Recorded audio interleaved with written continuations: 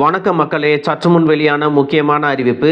வாகனங்கள் வாங்குவதற்கும் தொழில் தொடங்குவதற்கும் வியாபாரத்தை பெருக்குவதற்கும் பிணையமே இல்லாமல் 30,000 முதல் 10 லட்சம் வரை கடன் கொடுக்கக்கூடிய திட்டத்தை மத்திய அரசு அறிமுகப்படுத்தியிருக்காங்க. அது என்ன திட்டம், யாரெல்லாம் இதில் கடன் பெற முடியும், அதற்கான தகுதிகள் மற்றும் ஆவணங்கள் என்னென்ன கொடுக்கணும், எத்தனை ஆண்டுகளில் கடனை திரும்ப செலுத்த வேண்டும் போன்ற கூடுதல் விவரங்களை எல்லாம் தெரிஞ்சுக்க இந்த வீடியோவை ஸ்கிப் பண்ணாமல் கடைசி வரைக்கும் பாருங்க. அப்போதான் நாங்கள் சொல்லக்கூடிய தகவல்கள் முழுசா உங்களுக்கு புரியும். இப்போ வாங்க வீடியோக்குள்ள போயிடலாம். மக்களே, மத்திய அரசு பிரதான் மந்திரி முத்ரா யோஜனா அப்படிங்கிற திட்டத்தை அறிமுகப்படுத்தி இருக்காங்க. இந்த திட்டத்தின்படி 30,000 முதல் 10 லட்சம் வரையிலான பிணை இல்லாமல் சிசு, கிஷோர், தருண் அப்படின்னு 3 வகையான கடன்கள் கொடுக்கறாங்க.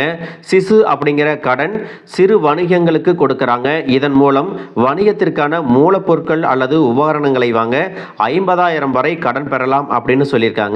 அடுத்ததா பாத்தீங்கன்னா கிஷோர் அப்படிங்கிற கடன் திட்டத்தில் ஒரு தொழிலை நிறுவும் செயல்முறையை முடித்த நிறுவனங்களை இலக்காக கொண்டது. அந்த தொழிலை விரிவுபடுத்துவதற்காக ரூபாய் 50,000 5 லட்சம் வரை முத்ரா கடன்களை பெறலாம் அப்படின்னு சொல்லியிருக்காங்க.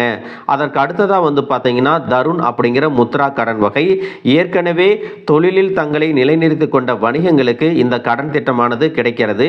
மேலும் தொழிலின் வளர்ச்சி மற்றும் பல்வகை முன்னேற்றத்திற்காக 5 லட்சம் முதல் 10 லட்சம் வரையிலான கடன்களை கொடுக்கிறதா சொல்லியிருக்காங்க. இந்த முத்ரா யோஜனா திட்டத்தினுடைய நன்மைகள் என்ன அப்படின்னு பார்த்தீங்கன்னா, குறைந்தபட்ச கடன் தொகை 30,000, அதிகபட்ச கடன் தொகை 10 லட்சம் அப்படின்னு சொல்லியிருக்காங்க. இந்த கடன்களை எந்த ஒரு பிணையமும் இல்லாமல் கொடுக்கறாங்க அப்படின்னு சொல்லியிருக்காங்க. இதற்கான செயலாக்க கட்டணம், அதாவது ப்ராசஸிங் ஃபீஸ் பார்த்தீங்கன்னா 0, இதுக்கு எந்த கட்டணமும் கிடையாது அப்படின்னு சொல்லியிருக்காங்க.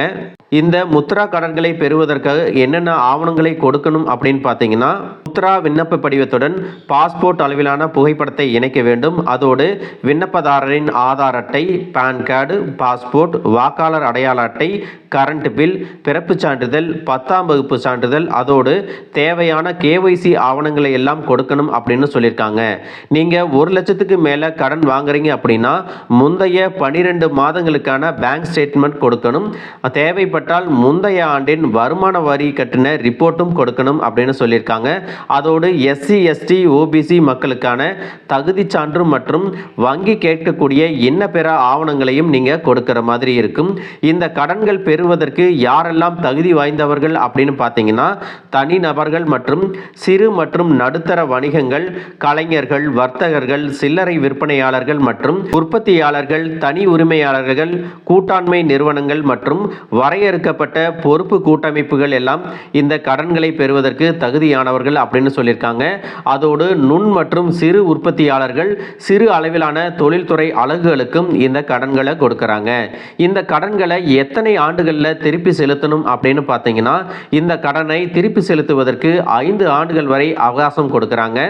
மக்களே, இதில் கவனிக்க வேண்டிய முக்கியமான விஷயம் என்ன அப்படின்னு பார்த்தீங்கன்னா, இந்த கடன்களில் எங்கே நம்ம அப்ளை பண்ணி வாங்கலாம் அப்படின்னு பார்த்தீங்கன்னா, பொதுத்துறை வங்கிகளான பாரத் ஸ்டேட் பேங்க், கனரா வங்கி, corporation bank, Indian bank, Indian overseas bank, union bank of India மற்றும் தனியார் வங்கிகள், பிராந்திய கிராமப்புற வங்கிகள், சிறு நிதி வங்கிகள், கூட்டுறவு வங்கிகள், மைக்ரோ ஃபைனான்ஸ் நிறுவனங்கள், வங்கி இல்லாத சில நிதி நிறுவனங்களும் இந்த முத்ரா கடனை கொடுக்கறாங்க. இந்த கடனுக்கு எப்படி விண்ணப்பிக்கணும் அப்படின்னு பார்த்தீங்கன்னா, முத்ரா கடன் பெறுவதற்கு விண்ணப்பதாரர்கள் வங்கிகளில் இருந்து நேரடியாகவோ அல்லது ஆன்லைன் மூலமாகவோ விண்ணப்பிக்கலாம். இதில் வங்கிக்கு வங்கி தேவையான ஆவணங்கள் மற்றும் வட்டி விகிதங்கள் எல்லாம் மாறுபடலாம் அப்படின்னு சொல்லியிருக்காங்க. அதோடு மக்களே, இந்த முத்ரா கடனுக்கு நீங்க விண்ணப்பம் செய்யும் பொழுது எந்த ஒரு முன்தொகையையும் நீங்க செலுத்த வேண்டிய அவசியம் இல்லை அப்படின்னு சொல்லியிருக்காங்க. மக்களே, இந்த திட்டம் ஏழை, எளிய மற்றும் நடுத்தர மக்களுக்கு தொழில் தொடங்குவதற்கு ஒரு முக்கியமான வாய்ப்பாக பார்க்கப்படுகிறது. இந்த வீடியோ உங்களுக்கு ரொம்பவே பயனுள்ளதாக இருந்திருக்கும் அப்படின்னு நினைக்கிறேன். இது போன்ற அரசு அறிவிக்கிற அனைத்து உண்மை அப்டேட்களையும் தெரிஞ்சுக்க நம்ம சேனலை சப்ஸ்கிரைப் பண்ணுங்க. வீடியோ பிடிச்சிருந்தா ஒரு லைக் பட்டனையும் தட்டி விட்டுருங்க. தேங்க்யூ ஃபார் வாட்சிங்.